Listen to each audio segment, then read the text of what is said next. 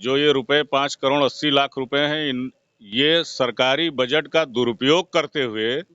नमस्कार, मैं कुलदीप शुक्ला। आप लोग देख रहे हैं गोंडा जनता की आवाज। जैसा कि आप देख सकते हैं कि हमारे हाथ में एक पेपर है और पेपर ये है सरयू नहर खंड 4 का। एक बहुत बड़ा घोटाला, जिसे घोटाला कहा जाता है, लेकिन एक बहुत बड़ा घोटाला। जैसे अभी तक आपने सुना होगा कि बिहार में जिस तरह घोटाला यहाँ गोंडा में हुआ है, इस तरह बिहार में घोटाला हुआ करता था। लेकिन आज एक घोटाला यहाँ गोंडा में हुआ है 5 करोड़ 80 लाख। तो जी हाँ, आपने सही सुना, 5 करोड़ 80 लाख। आप ये देख सकते हैं, एक पेपर है हमारे हाथ में जिसमें डेट और दिन और तारीख और कितने रुपए कितने किसके खाते में गया है, वह सारा कम से कम ये 20 पन्ने का फोटोकॉपी है, जिसमें 5 करोड़ 80 लाख का घोटाला है। और ये आरोप जो लगा रहे हैं वो संजय पाठक जी हैं। आइए हम इनसे पूरी चीज जानने का प्रयास करते हैं कि ये 5 करोड़ 80 लाख कैसे घोटाला हुआ, ये कैसे गमन हुआ, ये सरकार की संपत्ति जो है ये कैसे लोगों के खाते में फटाफट चली गई और किसी अधिकारी को अभी तक पता तक नहीं चला। तो आइए हम जानने का प्रयास करते हैं। स्वागत है संजय पांडे जी। ये बहुत बड़ा घोटाला आप सामने लेके आए हैं, तो ये कैसे क्या हुआ और कैसे हुआ, ये कुछ बताने का प्रयास करेंगे। सबसे पहले अपना परिचय दे दीजिए आप। जी कुलदीप जी, नमस्कार। जनता की आवाज के माध्यम से सरयू नहर खंड 4 के घोटाले के बारे में बताने जा रहा हूँ। बहुत ही चौंकाने वाली खबर है।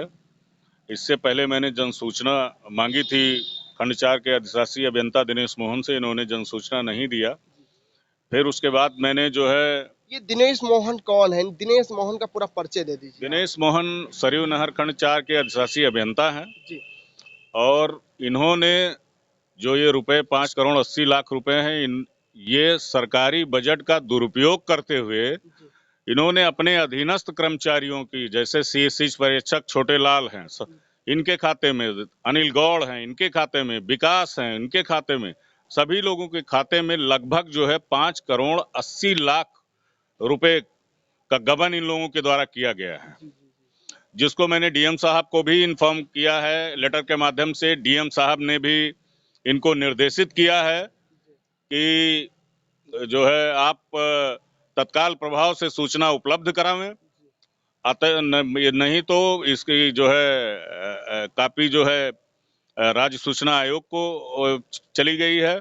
और आज मैंने कमिश्नर साहब से मिलके कमिश्नर साहब को सारे डॉक्यूमेंट, ये घोटाले के सारे कागजात मैंने हवाले किए हैं। और इस भ्रष्टाचार को उजागर करने के लिए हमारा संगठन, एकीकृत ब्राह्मण महासंगठन, जिसका मैं राष्ट्रीय अध्यक्ष युवा शक्ति मोर्चा का हूँ, ये हमारे अध्यक्ष हैं अभिषेक पांडे जी, ये अपने उपाध्यक्ष हैं यशस्वी एस पाठक जी, और जो है बगल में हमारे साथी हैं सहजराम वर्मा जी, शिवा सिंह जी।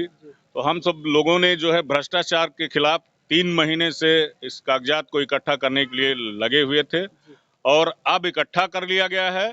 और अब हम लोग खुल के मैदान में आ गए हैं। गोंडा जिले को भ्रष्टाचार मुक्त कराने के लिए हमारा संगठन खुल के आ गया है और हम लोग जहां जिससे मिलना होता है, हम लोग मिलते हैं, जाके सारे कागजात उपलब्ध कराते हैं।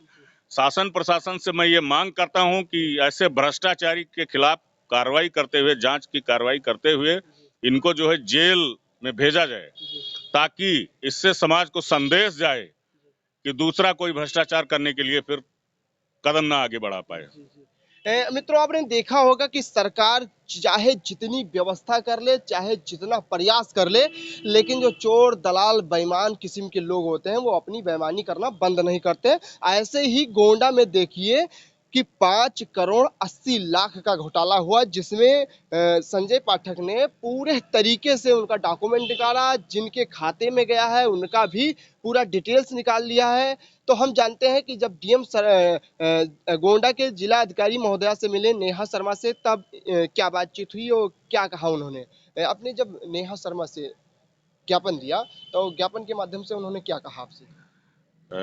मैं गोंडा की जो डीएम महोदया हैं नेहा शर्मा जी से जब मैं मिला तो मैंने उनको जो है लेटर के द्वारा सूचित किया और बताया भी उनको। उन्होंने निर्देशित किया है, उनके डायरेक्शन में दिनेश मोहन जी को निर्देश दिया गया है, वो भी लेटर मेरे पास है। उसके द्वारा इनको जो है आदेश दिया गया है कि आप तत्काल प्रभाव से इनको जन सूचना उपलब्ध कराएं।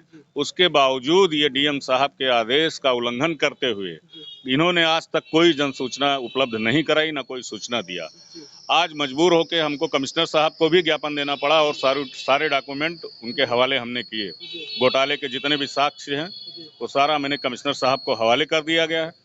और उसके बाद में आपको आज मैं सूचना दे रहा हूं, तमाम मीडिया बंधुओं को मैं पूरे साक्ष्य इकट्ठा करवा दूंगा। उसके बाद माननीय जो प्रमुख सचिव महोदय हैं उनसे भी मेरी बात हुई है। उनको भी मैं सारे जो है साक्ष्य इकट्ठा करके और सारे साक्ष्य में उनको भिजवाने की कोशिश करूंगा। जी जी, ये सिंचाई विभाग में इतनी बड़ी लापरवाही, तो ये कहीं ना कहीं हर जगह घोटाला होता होगा फिर। जी बिल्कुल, ये एक खंड की बात है, ये एक सरयू नहर के एक खंड की बात है, खंड 4 की बात है ये।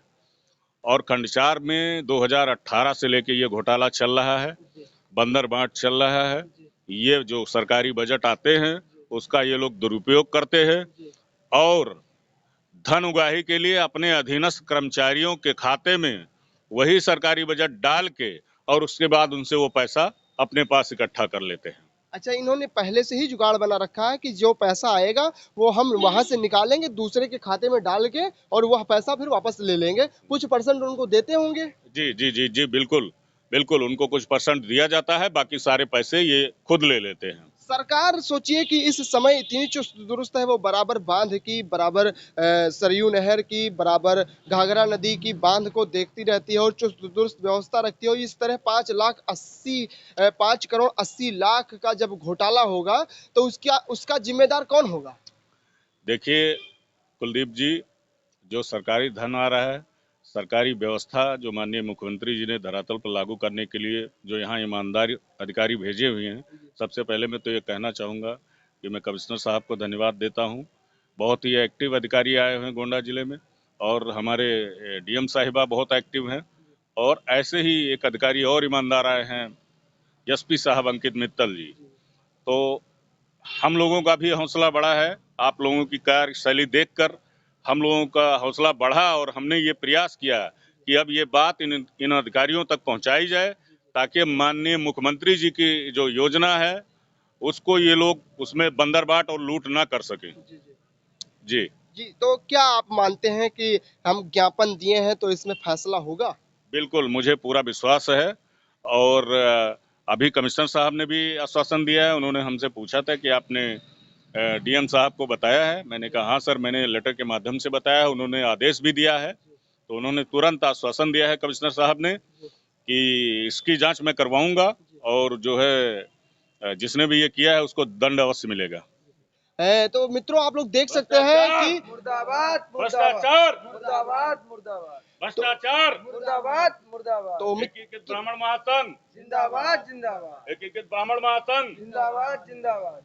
तो मित्रों, आप लोग देख सकते हैं कि इस वक्त गोंडा में हम कमिश्नरी में खड़े हैं और यहाँ संजय पाठक जी आए थे ज्ञापन देने। यहाँ एक बहुत बड़ा खुलासा इन्होंने किया है, 5 करोड़ 80 लाख का खुलासा, जो कि गोंडा में 18 से 22 तक होता रहा और किसी अधिकारी को कानो कान खबर नहीं हुई।